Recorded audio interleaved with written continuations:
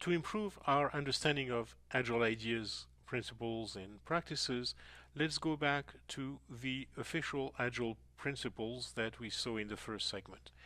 It's going to appear that as a way to understand the approach in depth, it's not the best possible source.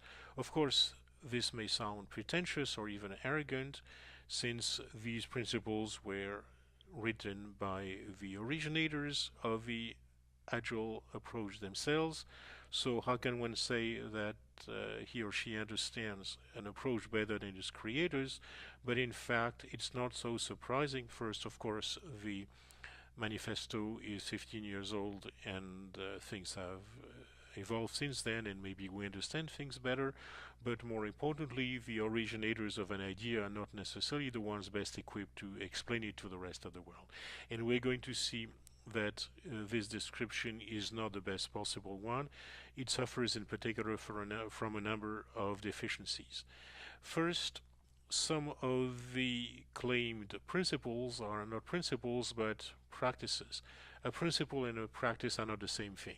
A principle is general and abstract. A practice is regular, practical, and concrete. So, for example, if I tell you set some money aside for your old age, that's a principle. If, on the other hand, I tell you every month put 7.5% of your monthly earnings into a savings account, that's a practice. Now, the practice is there, obviously, to help satisfy the principle, but they're still quite different. One abstract and general, the other one concrete and practical. And so when we say deliver software frequently, from a couple of weeks to a couple of months with a preference to the shorter time scale, this is a practice. It's not a principle. When we see at regular intervals the team reflects on how to become more effective, then tunes and adjusts his behavior accordingly, again, it's not a principle, it's a practice. Now, some of these principles are not practices but assertions. And a principle should be prescriptive. A principle should tell you to do things in a certain way. An assertion, on the other hand, is a statement about the world. So here, when we say the most efficient and effective methods of conveying information to and within a development team is face-to-face conversation, well, this is not a principle. It's a statement about the world. It's an assertion. Of course, it could be turned into a principle by saying have face-to-face conversations often or something like that, but avoiding, of course, turning it into a practice, but that's not the way it is written here.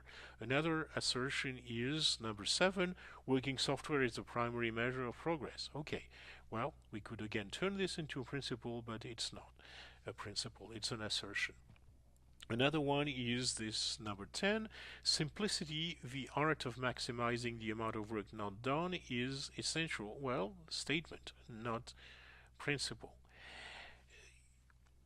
Also, in a foundational document like this one, we might expect to see a set of principles which are individually separated and which each provide a basic idea rather than repeating the ideas expressed by previous items. But here we have redundancy. For example, number 1 says early and continuous delivery of valuable software. Number 3 says deliver working software frequently. It's just repeating the same thing. Of course, sometimes it's good to repeat things, but not in a foundational document that should express a number of independent principles.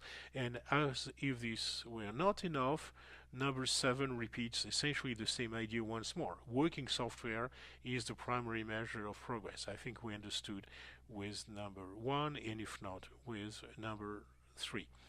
The principles are also remarkable by what's absent in them. For example, in all agile development, testing plays a major role, but there's not a word in these principles about testing.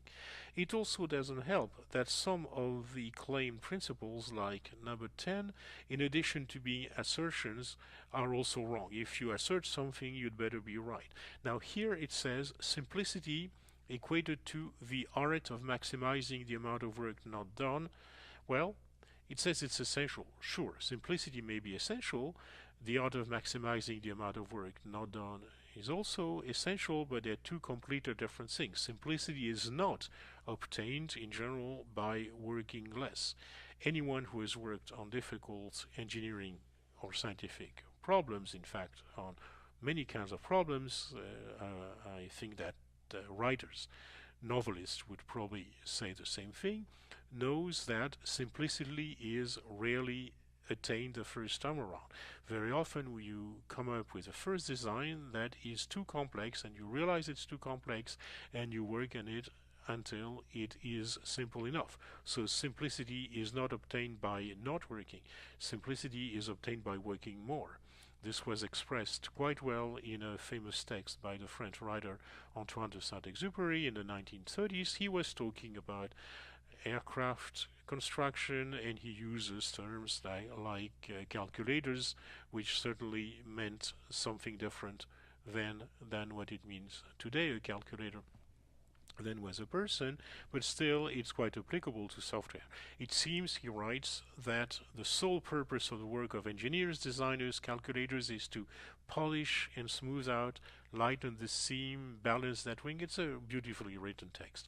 Until it is no longer noticed, until it is no longer a wing attached to a fuselage, but a form fully unfolded, finally freed from the oar, a sort of mysteriously joined whole, and of the same quality as that of a poem. It seems that perfection is reached. This last sentence says it all very well. It seems that perfection is reached, not when there is nothing more to add, but when there is no longer anything to remove.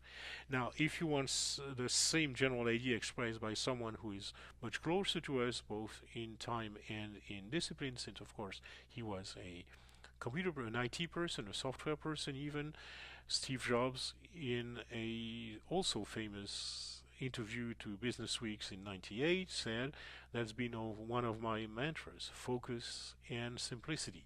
And simple can be harder than complex. You have to work hard to get your thinking clean to make it simple.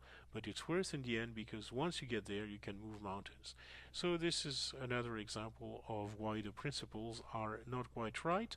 And in the next segments, we're going to see how better to describe the agile approach, starting of course from the manifesto and from the principles expounded there, but trying to be more precise and more effective in capturing in general but also in detail what agile methods are about. So what we've seen is that the official principles give us a good starting point for understanding agile, but they fall short of explaining exactly what the method is.